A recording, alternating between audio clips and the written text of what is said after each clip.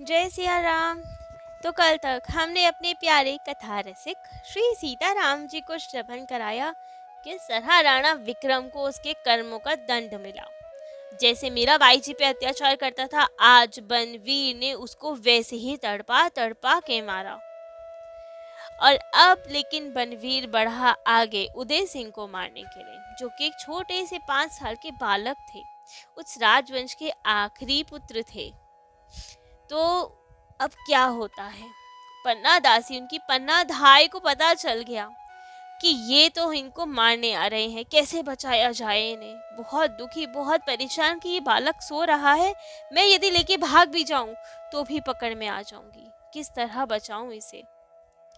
तो अब वहां पे एक मेहतरानी आई, मेहतरानी अर्थात जो सफाई करती है। उन्होंने उनसे प्रार्थना की कि आज आप हमारी सहायता करें, हमें ये राजवंश ने कितना कुछ दिया ना, आज हमारा दायित्व है इसे बचाने का, इस आखिरी चिराग को बचाने का। अब हमें कुछ करना पड़ेगा। लेकिन उसने कहा कि हम क्या कर सकते हैं, युद्ध तो नहीं लड़ सकते ना, तो कैसे बचाएं हम उदय सिंह जी को। तब तो पन्ना दासी ने कहा, तरकीब है हमारे पास। तुम्हारा ये बड़ा सा टोकरा है ना कूड़ों का, तो इसी में तुम उदय सिंह जी को छुपा कर ले जाओ, कोई इसे जांचेगा नहीं, ऊपर सूखे पत्ते डाल देना। अब उदय सिंह जी को सोते हुए ही मेहतरानी के टोकरे में डाल दिया गया, ऊपर से सूखे पत्ते डाल दिए गए, जिससे किसी को शक ना हो कि इसमें कूड़ा है या कोई बालक है। और कहा, इसे ले जाओ तुम, नदी के किनारे हमें मिलना, हम जैसे ना तैसे आ ही जाएंगे बचकर। अब तो मेहतरानी तो वहां से चल दी, लेकिन यहाँ पन्ना धाई को चिंता कि यदि बनवीर आ गया और बालक नहीं मिले उन्हें, तो पूछेंगे कहाँ है, ढूंढ मचेगी। क्या किया जाए, ऐसा कुछ किया जाए जो ढूंढे ही ना ये उदय सिंह को। लेकिन क्या, तभी उन्हें अपना पुत्र दिखाई दिया, चंदन, जो 5 साल के ही थे। अब तो पन्ना दाई ने वो बलिदान दिया जो कोई कैसे दे सकता है, सर्वोच्च बलिदान दिया। अपने पुत्र को, अपने पुत्र 5 साल के पुत्र को, चंदन को, उदय सिंह जी के कपड़े पहनाए। सो रहा था वो बालक भी, सोते हुए उसे उदय सिंह के पलंग पे बढ़ा दिया, वहीं लेटा दिया और सुला दिया। जैसे ही बनवीर आया, पूछा उसने, उदय सिंह कहाँ है। हाथ में तलवार रक्त रंजित, जिससे विक्रम को मार के आया था, अभी बहुत क्रोध में था। पन्ना धाय घबराई, क्या बोले, क्या बोल सकती है, मना तो नहीं कर सकती वरना उदय सिंह को ढूंढेंगे। पन्ना दासी घबराई कि नहीं मारो उदय सिंह को, आप छोड़ दो, ये तो बालक है। लेकिन उसने कहा, नहीं नहीं, ये बच गया तो अगली बार बड़ा होकर हमारा राज्य छीनना चाहेगा, बच छोड़ूंगा तो नहीं इसे, आज मृत्यु निश्चित है इसकी। पन्ना धाय क्या करती, उसने देखा बालक सो रहा है, यही होगा उदय सिंह, कपड़े भी तो वैसे ही है राजवंश के, उसे कहाँ पता था कि कोई चाल चल चुकी है। अब तो पन्ना धाय के सामने देखते देखते उसने उदय सिंह भी क्यों, पन्ना धाय के अपने पुत्र चंदन का गला काट दिया, उदय सिंह मान के। वे कुछ नहीं कर पाई, क्या कर पाती, उन्होंने तो जानती ही थी ये होना है, उनके पुत्र की मृत्यु होनी ही है, तभी तो लिटाया था ना। एक माँ का हृदय कितना कितना कुछ सहा होगा, कैसे उन्होंने ये इतना बड़ा कदम उठाया होगा। लेकिन ये थी राष्ट्रभक्ति उनकी, अपने देश के लिए, देश मुगलों के हाथ ना बिक जाए कहीं। राजवंश का पुत्र रहेगा तो अधिकार जमा के वापस हमें, हमारे देश को ये मिल जाएगा चित्तौड़। राष्ट्र भूमि नहीं जानी चाहिए, हमारी मातृभूमि के प्रति भी तो कर्तव्य है कुछ। उसके लिए आज अपने पुत्र का बलिदान दे दिया। ज्यादा रो भी नहीं पाई, वरना तो शक ना हो जाए। क्या करती, अब तो वो बड़ा प्रसन्न होके बनवीर चला गया कि सबको मार दिया, उदय सिंह भी मर गया। और यहाँ पन्ना धाय ने उनके जाते ही अब अपने पुत्र को हृदय से लगाया, लेके गई उसे, अपने हाथों से अपने पुत्र का अंतिम संस्कार किया, खूब रोई फिर, लेकिन संभाला खुद को, तुरंत गई नदी के किनारे। वो मेहतरानी जो वहां इंतजार करी थी, वहां से उदय सिंह जी को लिया, नदी पार कर अपने मायके आ गई। खूब प्रेम से, खूब अच्छे से उदय सिंह का पालन पोषण किया, सब कुछ सिखाया, शस्त्र विद्या सब सिखाया उन्हें। अब तो उदय सिंह जब बहुत मजबूत बड़े हो गए, और उन्होंने चढ़ाई करके चित्तौड़ वापस ले लिया। तब तो उनसे कहा गया कि अब आप राजा बने हैं, पहले कुल देवी की पूजा होगी। लेकिन अब राणा उदय सिंह जी ने भी, वो बहुत अच्छे थे, महाराणा प्रताप के पिताजी थे वे, उन्हीं की संतान थी हमारे महाराणा प्रताप जो महान योद्धा हैं। तो अब उन्होंने कहा नहीं, कुल देवी नहीं पूछेंगे आज, पहले तो अपनी पन्ना धाय को पूजेंगे जिसके कारण ये सब हो पाया है। वे नहीं होती तो कुछ संभव नहीं होता। तो उनके चरणों की पूजा की गई और तब वहाँ चित्तौड़ का शासन हुआ। और यहाँ मेड़ता, जहाँ मीराबाई जी खूब प्रेम से भजन पूजन कर रही थी। लेकिन अब मुगल का साम्राज्य बढ़ता जा रहा था, क्योंकि राजपूत गद्दार मिलते जा रहे थे। कुछ कुछ सब राजपूत लगे हुए थे युद्ध लड़ने में, लेकिन एक दो जो गद्दार होते हैं ना, उन्होंने सब खराब कर रखा था। मुगलों की हिम्मत इतनी बढ़ गई थी कि राम जन्मभूमि में उन्होंने हमला करा, कृष्ण जन्मभूमि को ध्वस्त किया, काशी जी को किया, सब जगह आतंक मचा रहे थे और ये बहुत शक्तिशाली थे। तो अब कैसे ना कैसे करके वो यहाँ मेड़ता पे भी कब्जा करना चाहते थे। जयमल जी उस वक्त थे नहीं यहाँ पे, तो मीराबाई जी के ताऊ जी थे और मीराबाई जी, बाकी सब लोग थे। खूब युद्ध तो लड़ रहे थे, लेकिन अब उनके मंत्रिमंडल ने कहा महाराज हम पे अब इतना बल नहीं जो इनसे लड़ पाए, बेहतर यही है कि आप इस राजपूत जो मुगल के साथ मिल गया है, गद्दार हो गया है, उसी को ये अपना राज्य दे दे मेड़ता, और हम यहाँ से भाग खड़े हों।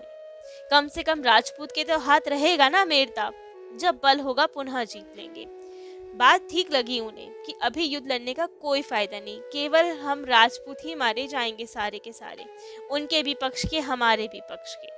तो क्यों ना अभी छोड़ दिया जाए, बाद में मुगलों से लड़ेंगे जब और शक्ति इकट्ठी होगी। तो मीराबाई जी को लेकर उनके ताऊजी भागे वहां से, मेड़ता से आए अजमेर। लेकिन वहां पे भी मुगलों ने पीछा नहीं छोड़ा, तो नारायणा आए, फिर वहां से पुष्कर जी आए। अब तो पता चला कि सब मुगल अब तीर्थों पे भी हमला करते जा रहे हैं। अब पुष्कर जी की भी बारी है, यहाँ पे भी आके ब्रह्मा जी का मंदिर तोड़ेंगे। तब तो मीराबाई जी से कहा उनके ताऊ जी ने कि बेटी कल हम यहाँ से भी प्रस्थान करेंगे, हमें जाना पड़ेगा, क्योंकि अब सुना है मुगल मंदिर को भी नहीं छोड़ रहे हैं, तीर्थों पे भी हमला कर रहे हैं। तब मीराबाई से ने कहा ताऊ सा हम कितना भागेंगे, कैसे भजन होगा ऐसे भागते भागते।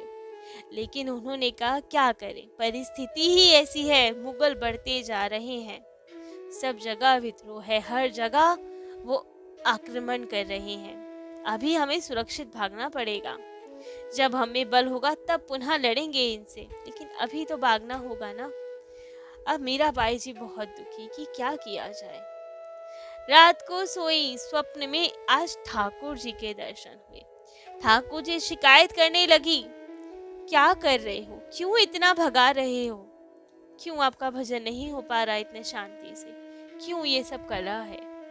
लेकिन आज ठाकुर जी के दर्शन तो अलग तरह के हुए, हमेशा बहुत प्रेम से मिलते थे ना ठाकुर जी उन्हें, आज तो ठाकुर जी की रोष में मूर्ति के दर्शन हुए, ठाकुर जी गुस्से में दिखाई दिए।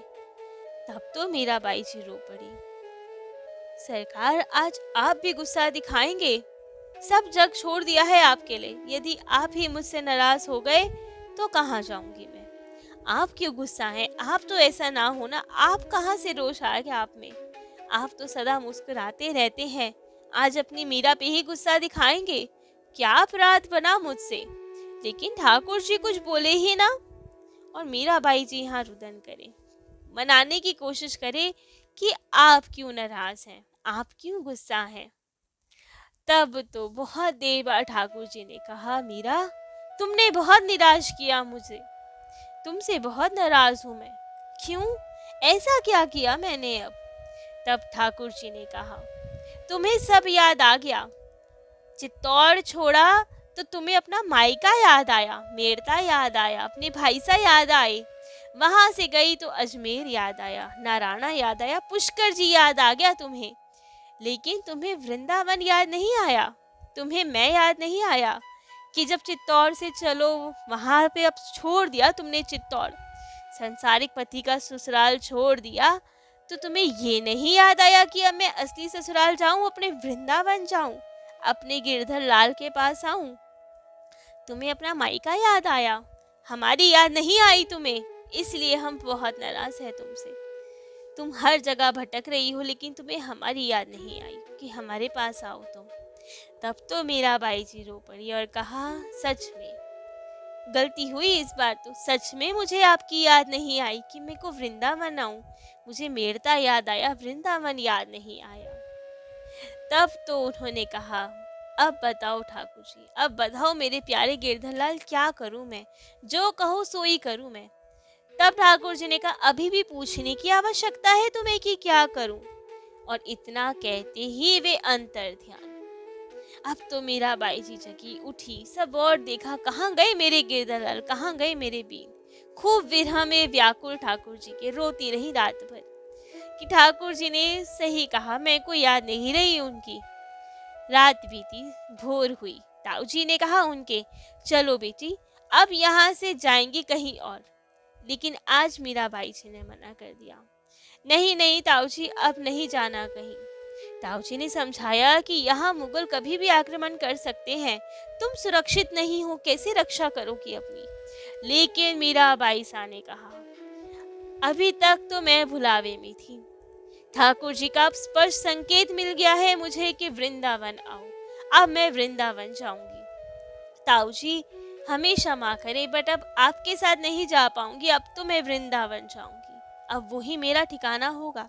ताऊ जी ने कहा, जगह जगह युद्ध हो रहे हैं, तुम सुरक्षित नहीं हो, कैसे पहुंचोगे वृंदावन? यहाँ से वृंदावन बहुत दूर है और हम भी नहीं आ पाएंगे तुम्हें पहुंचाने, क्योंकि हमारे पीछे ही तो मुगल पड़े हैं और खतरा हो जाएगा। हम में उतना बल नहीं अभी कि उनसे लड़ पाएं। लेकिन मीराबाई सा ने कहा, कोई नहीं चाहिए मुझे रक्षक, स्वयं ठाकुर जी हैं मेरे रक्षक, मेरे बींद हैं वे, मेरे पति हैं। उनका संकेत मिल गया है कि वृंदावन आओ, अब वे ही ले जाएंगे मुझे वृंदावन। आप मुझे उनके सहारे छोड़ दें, लेकिन मुझे आज्ञा दें, अब मैं वृंदावन जाऊंगी, अब किसी की नहीं सुनूंगी, अब तो वहीं जाऊंगी अपने सच्चे ससुराल। क्या कर दे ताऊ जी, मीराबाई जी के आगे हार मान ली और मीराबाई जी अपनी समस्त दासियों को लेकर वृंदावन की ओर चलने को तैयार हुई। दासियों ने कहा कि बाई साहब, वृंदावन बहुत दूर है, अपने आभूषण आदि बेच देंगे, हम आपके लिए पालकी का इंतजाम करेंगे, आप कैसे जाएंगी वरना। लेकिन मीराबाई जी कुछ ना सुने, नहीं नहीं, पालकी नहीं चाहिए, पैदल ही जाऊंगी वृंदावन अपने बींद के। और प्रेम में भरकर चल दी वृंदावन की ओर। पादुका का भी त्याग कर दिया, बिना पादुका के नंगे पैर जा रही है वृंदावन। सब दासियां रो रही हैं, कह रही हैं, बाई साहब आप कभी नहीं चली ऐसी, आपके पैर जल जाएंगे, फट जाएंगे, रक्त आ जाएगा, आप ऐसी हट ना करें, पादुका तो पहन ले। लेकिन नहीं, वृंदावन की ओर जा रही है, पादुका की आवश्यकता नहीं आज।